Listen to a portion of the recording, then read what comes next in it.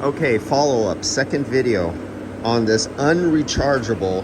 Cannot recharge this with a typical new YF recovery machine, recycling recharge machine, because the software would lock you out because it was unable to pull a vacuum like I explained in the first video.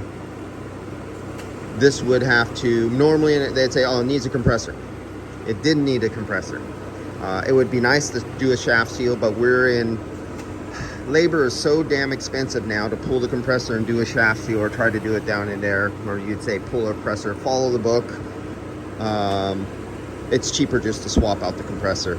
I am ashamed to say at one time I used to repair everything, but in this new world we live in, things are just damn expensive.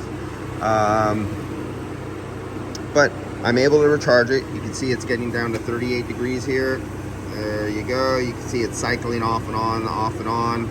The temperature outside is only 58 degrees, I think, outside. I think it's starting to warm up because this engine is warming up the local area right around my vehicle.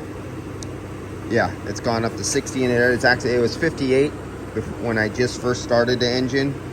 And you can see the temperature here. And if you look at how the pressure is going because of the cycling on and off. So this was a unrechargeable vehicle that you would have to kick out of your shop if it was sent to you by the body shop, because your normal methods would not be able to charge it up. But many previous videos that I've made before showed how to reseat a front shaft seal, and I had to go through that little extra procedure. I charged more, but I got the vehicle out. The customer doesn't have to be in a rent-a-car for another day. The body shop doesn't have to say there's the delay, we have more work, we have to do a compressor.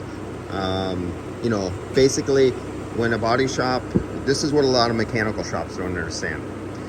Especially when you're a direct and you have a deal with an insurance company, you get graded like an ABC grade of how fast you flip the vehicles over and get them in and out the door. Fewer days that an insurance company might be paying a customer for a rent-a-car, you get a higher score, you get more cars, and it's like that. So the idea is to get the vehicle out without extra paperwork for the front office, because the front office in a body shop doesn't want to deal with a mechanical service repair not related to the accident.